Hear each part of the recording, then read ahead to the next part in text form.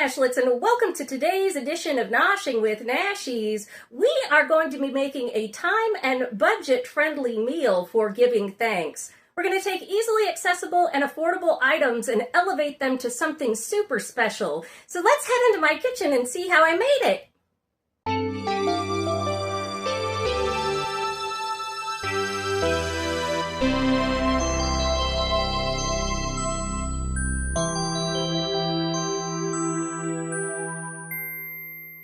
All right, Nashlets, let's go ahead and see what we're going to need for Nashies' budget-friendly meal for giving thanks. We're going to take affordable items here that are available almost everywhere, and we're going to elevate them to something super-duper tasty. Remember, use as much or as little of this recipe as you want to make a dish that suits your palate. First off, I'm going to start off with a couple of pounds of ground turkey. You can find that on sale everywhere. You can use any other protein you like as well. I've got some cheese, a couple of packets of turkey gravy mix, some breadcrumbs. I've got some pepper, some garlic powder, some salt. I have here a little cutie. An orange will work too. That's just fine. Our star here to make it taste like giving thanks is our poultry seasoning. Got some butter and an egg, and you can omit the egg if you don't have one. That's okay.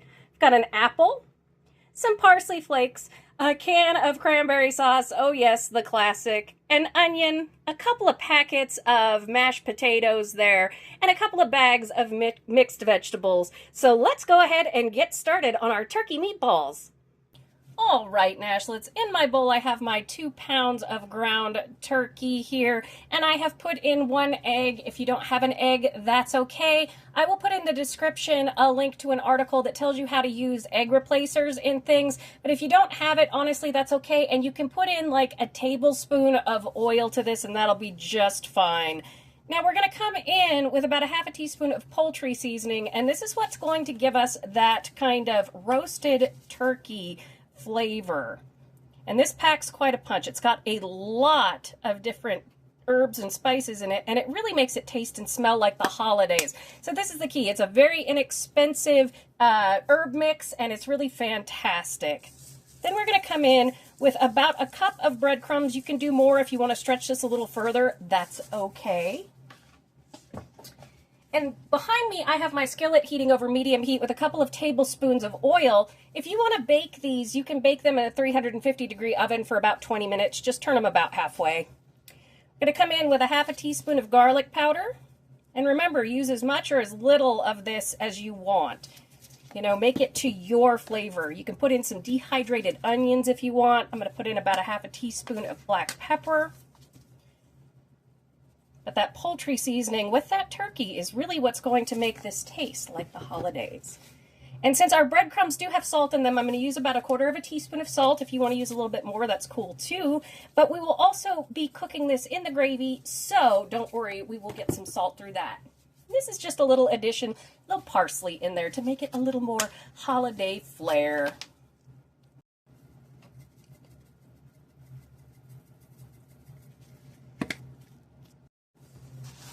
Then we're just going to go in and we are going to mix this all up.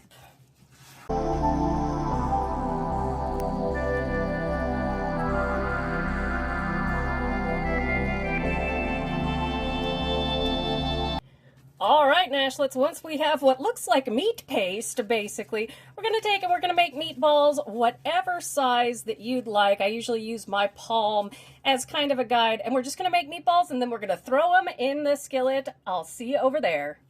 All right, Nashlets, my skillet over medium heat, which is 5 on my stove, goes from 1 to 10. I've got 2 tablespoons of avocado oil. Use whatever you've got. Now, this recipe made 20 meatballs for me. If you put in another cup of breadcrumbs, which it'll make them more bready, but they'll still taste really good, you can stretch it out even more than that. And we are just going to cook these on the stove, turning occasionally on medium heat. You can cover them, you can keep them uncovered. That is all up to you until they are nice and golden brown on all sides, because we are going to cook these in the gravy a little bit later. Now, in the meantime, we're going to preheat our oven to 375 degrees, and we are going to cook up our mashed potatoes according to the package directions. Don't get fancy with it. Let's just go ahead and do that, and then I'm going to show you how to elevate those and we're going to bake them in the oven along with roasting some of our frozen vegetables and elevating them as well. So I'll let you watch this while I cook up my potatoes.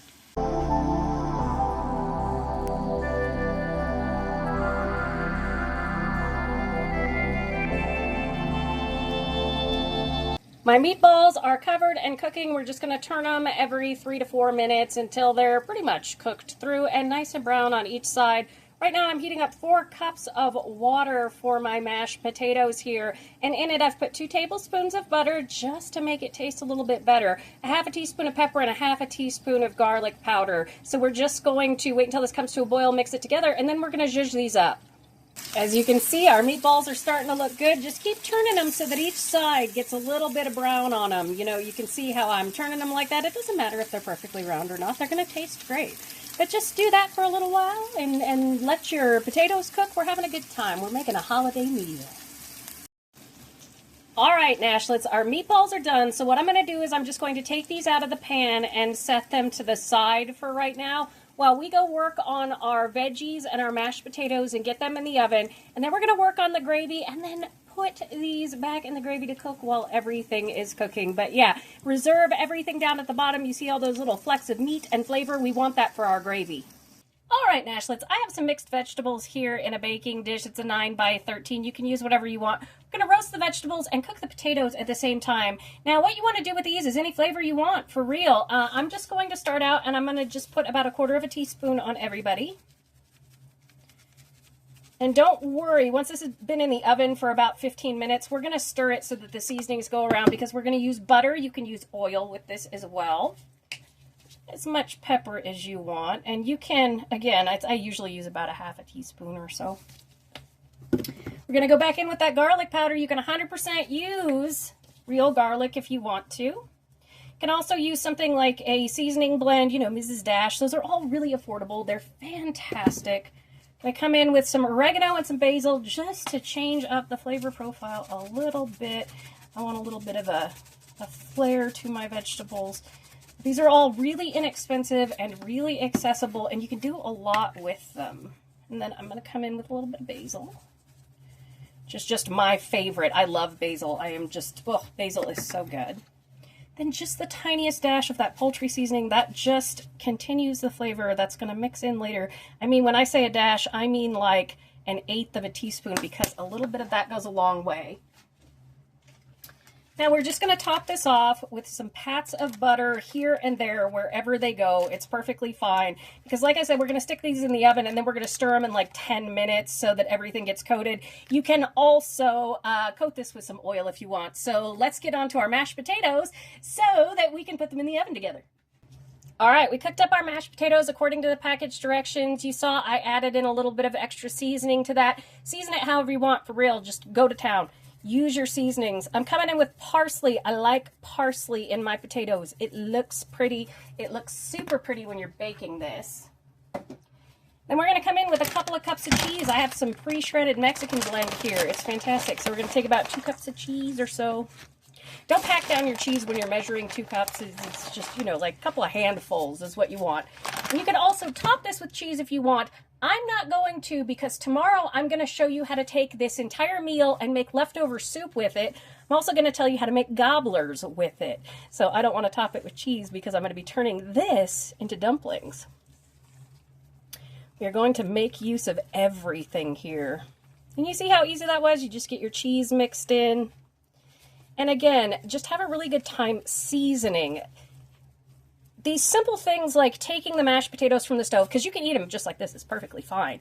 But twice baking them changes the texture and makes them really, really good. And of course, you can use fresh potatoes too. Now I have a smaller baking dish here. We're just going to come in and we're going to blop our potatoes in there.